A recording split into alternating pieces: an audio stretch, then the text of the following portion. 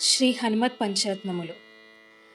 వీతాకిల విషయేచం జాతానందాశ్రుపులకమత్యచ్చం సీతాపతిదూతాద్యం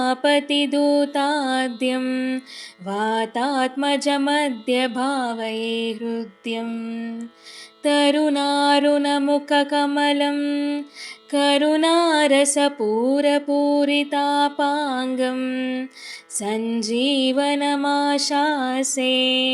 మంజులమహిమానమంజనాసూనుం శంబరవైరిశరాతిగ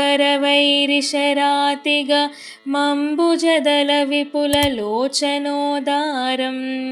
కంబుగలమనిలదిష్టం బింబజ్వలితోష్టమేకమవలంబే दूरीकृतसीतार्तिः प्रकटीकृतरामवैभवस्फूर्तिः दारितदशमुखकीर्तिः पुरतो मम भातु हनुमतो मूर्तिः वानरनिकराध्यक्षं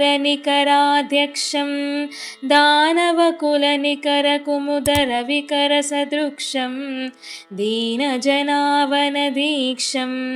पवनतपः पाकपुञ्जमद्राक्षम् एतत् पवनसुतस्य स्तोत्रं यः पठति पञ्चरत्नाख्यं चिरमिह निखिलान् भोगान् भुक्त्वा श्रीरामभक्तिमान् भवति। ఇది శ్రీమద్ శంకరాచార్య విరచిత శ్రీ హనుమత్ పంచరత్నములు సంపూర్ణం.